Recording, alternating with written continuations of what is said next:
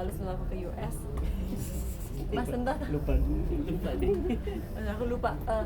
Seingat aku syuting itu sekitar 2 mingguan karena kita udah reading dulu beberapa hari sebelumnya, jadi udah dipatengin sebelum kita syuting. Bahkan di reading pun kita udah tes adegan juga, tes take dengan tes cam segala macam, semuanya udah di prepare sebelum kita syuting. Makanya pas proses syuting tuh jauh lebih cepat. Paling kendala maksimal cuma di cuaca doang.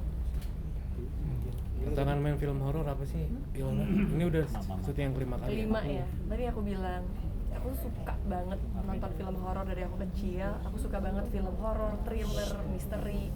Jadi saat dapet tantangan main film horor tuh aku ngerasa kayak aku mencoba pengalaman yang mungkin di dunia nyata nggak akan pernah aku alami. Karena emang aku bukan tipikal yang sensitif dan nggak yang bisa melihat kayak gitu-gitu, dan aku juga nggak banyak bergaul dengan hal-hal yang berbau tak kasat mata. Tapi aku suka banget nonton itu dari kecil, karena waktu kita zaman masih masih kecil banget, mamaku tuh hobi nonton film horor dan aku selalu dibawa sama mama. Akhirnya dari yang takut sampai akhirnya enjoy, dan aku tuh ke bioskop cuma demi nonton film horor mostly. Makanya saat ditawarin film horor, aku bisa lebih excited milih film ini dibandingkan film drama misalnya. Untuk di lokasinya sendiri ada pengalaman mistis juga nggak sih kamu? Sampai takut tadi katanya mau ke kamar mandi. Mungkin takutnya karena yang tadi dibilang itu kan kayak nggak ada lampu, bener-bener udah gelap. Dibangun dari tahun 1800-an ya kan. Terus emang bentuknya agak-agak udah lapuk-lapuk, udah usang. Jadi ya makanya pas aku syuting ya berasa lah hawa-hawa kayak gelap, toiletnya hitam, agak jorok, jauh di pojok sana. Makanya membuat aku jadi agak-agak serem-serem juga ya. Apalagi kita sering syuting sampai malam. Dan untungnya aku nggak gitu sensitif, jadi walaupun misalnya ada orang yang bilang oh iya di daerah sini suka ada sesuatu, di sini suka ada cewek yang nunggu, aku kayak positive thinking aja pokoknya. Udah yang penting syuting, take, abis itu balik ke base camp. Tapi tipe yang penakut atau gimana sih?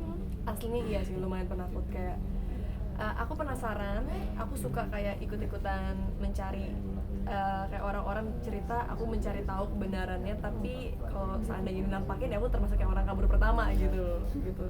Tapi ada perasaan pengen lihat sekali aja gitu? Enggak sih, nggak pengen. Kayak udah cukup di film aja.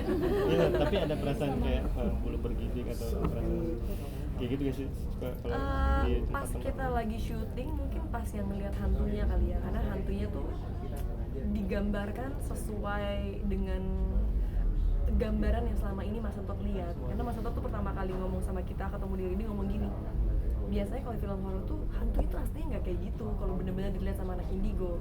Jadi yang dia bikin sosok yang belum ditampilkan di situ itu sesuatu yang emang dia beneran pernah lihat bentuk-bentuk seperti itu. Makanya pas jadi tuh kita kayak ih udah deh, ditawarin juga nggak pengen lihat deh, kayaknya cukup lihat di film aja gitu. Selama syuting film horor tuh ada nggak sih teman-teman cast yang suka iseng nakut-nakutin gitu? Paling iseng cuma Emir ya. Kayak gimana tuh isengnya? Mungkin ya dia lebih yang kayak isengnya ya tiba-tiba jokes horor atau apa yang kayak gitu loh, yang kayak ini orang bener-bener. Dan selebihnya kita semua untungnya kayak kompak, yang kayak maksudnya yang cewek-cewek juga enggak, kita nggak mau ngomongin hal yang aneh-aneh saat syuting karena emang udah dikasih tahu dari awal kita masuk ke tempat yang sekarang kita jadi cagar budaya ini, katanya jangan ngomong hal-hal yang jorok, jangan ngomong hal-hal yang nggak bener, yang gimana, yang nggak baik, karena banyak yang sering kesurupan di daerah situ. Ada tantangan sendiri nggak sih? Kan naikin berat badan, jadi Kalau di sini enggak sih, untungnya enggak, karena nanti nonton aja, karena kan belum yang sampai melahirkan gimana. Ini kan kayak newly wedding kayak couple yang baru banget menikah, jadi ya belum yang signifikan banget. Kalau buat aku pribadi, peran di karakter horor yang di film horor yang kali ini aku mainkan itu emang lebih kayak relate dengan kehidupan sehari-hari, lebih kayak ya karakter manusia pada umumnya lah, bukan sesuatu yang lebay atau cuma ada di drama-drama film. tantangannya ada nggak sih dalam action? Mungkin lebih kayak gitu. Kalau tantangan di film horor tuh bagi aku lebih ke actionnya, saat kita ngelakuin adegan-adegan bersama sesuatu yang tak kasat mata, dan mungkin kita belum pernah punya pengalaman itu, jadi kita harus punya imajinasi dan harus punya kekompakan antara DOP, sutradara, dan juga pemain untuk ngasilin jump scare atau menghasilkan shot-shot yang meyakinkan penonton. Karena kalau syuting film horor kan terang-terang aja, tapi kayak pemain harus beneran seakan-akan takut padahal terang banyak orang gitu. Itu serunya sih. Iya, tadi kan dibilang kamu kayaknya kurang pantas untuk main film horor. Sempet bener nggak sih dengar? Iya, soalnya kan kadang-kadang ada aja kan yang kayak misalnya kan mungkin ada orang yang berpendapat kalau mereka udah terbiasa melihat aku main di drama romance, terutama dari dulu kan aku sering banget dapat peran remaja kan, jadi anak SMA. Jadi saat tiba-tiba aku mendapatkan peran horor yang lari-lari kotor-kotoran tuh orang pasti akan kayak kok tetap cantik aja sih, kayak aku kayak ya terus gimana ya, terus harus gimana lagi, padahal juga makeup aku yang gitu-gitu aja, nggak yang makeup berlebihan dan harus on point all the time. Tapi ya mungkin membuat orang kayak bagusan romance ya, bagusan drama deh. Tapi kalau buat aku pribadi ya kan setiap orang berhak berpendapat apapun. Cuma kalau kita sebagai aktris saat diberikan tawaran kita cuma berusaha melakukan yang terbaik. Kalau masalah fisik itu kan pemberian Tuhan ya, nggak bisa diapa-apain lagi gitu. Tapi tetap cantik, on the point itu yang tadi kata Wilna bilang jadi keuntungan atau ada juga nih minusnya nih, kayak kalau dibilang main film aku jadi nggak pantas kayak gitu-gitu. Aku pernah kan lagi pemutaran trailer film horor aku yang sebelumnya, terus ada kayak salah satu dari jurnalis yang kayak ngomong, tapi yang gue bilang dari awal mereka kalau udah cantik aja ya. So kayak terus gue harus gimana bang, muka gue emang begini ya kan, padahal itu udah yang kayak dipucet-pucetin, udah pakai keringet, udah acak-acakan, rambut nggak dicatok, nggak dikerli.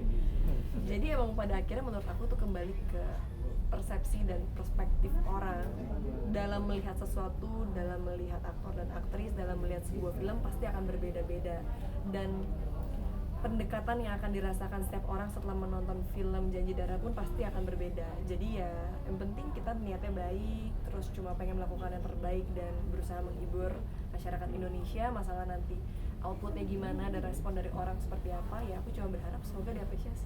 Tapi itu disebut kelebihan atau justru ada minusnya juga? Nggak tahu juga ya, jadinya kayak aneh-aneh aja gitu komentar-komentarnya yang kayak lucu-lucu. Tapi aku menemukan komentarnya lucu sih, lebih yang kayak ini kok udah lari tapi mukanya masih begini ya, terus kayak mukanya mau berubah gimana, mencong-mencong tiba-tiba, nggak juga kan gitu. Gitu aja sih kalau. Tapi ada kesulitan nggak mungkin dari makeup sendiri yang merubah Kak Wilona biar agak jelek dikit gitu atau gimana mungkin?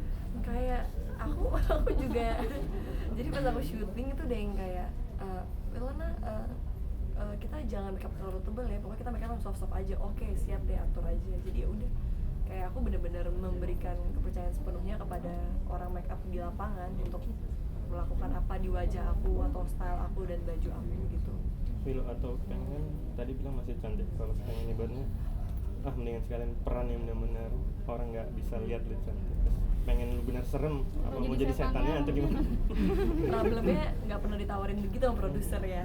Mungkin aku selalu menghargai apapun keputusan dan juga apapun tawaran dari produser-produser Indonesia saat mereka memberikan tawaran ke aku, karena aku yakin itu udah berdasarkan pertimbangan dan diskusi mereka dan juga sutradara dan juga casting director. Jadi apapun yang mereka tawarkan, entah berupa skenario atau berupa karakter, dan menurut aku ceritanya oke, kerjasamanya bakal oke, pasti aku terima aja sih. Aku nggak yang terlalu kayak tapi nanti aku katakan ini lagi nggak sih, karena ya aku bilang tadi ujung-ujungnya fisik tuh bukan kita yang ngatur ya, kayak emang begini aja gitu, mau diapain lagi.